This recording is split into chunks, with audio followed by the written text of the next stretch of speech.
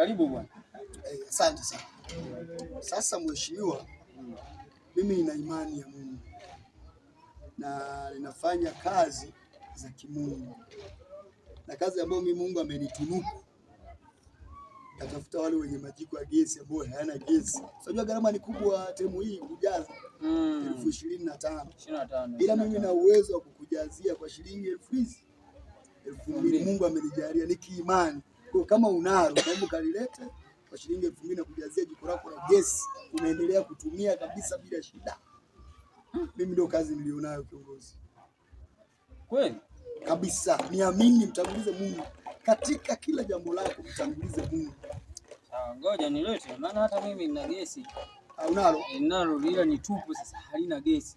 Nakuwekea tu bila shida. Yaani uwe na amani kabisa. Haina shida.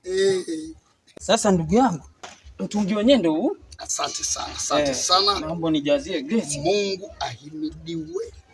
Asante sana. Sawa. Jazie gesi hapa. Asante Mungu Baba, bariki kazi ya mikono yangu.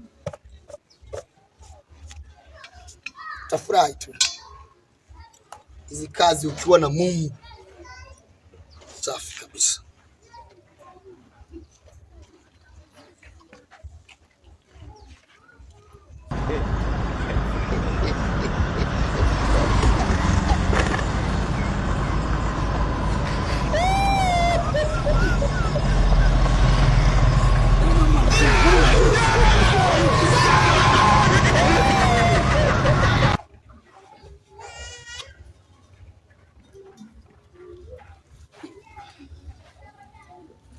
Mungu leo amenisahau.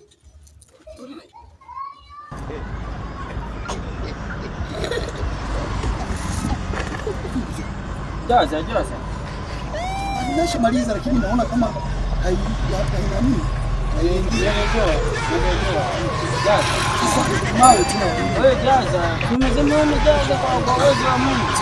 Sasa mambo kuna shida gani? Nilijua tu nyinyi matapeli.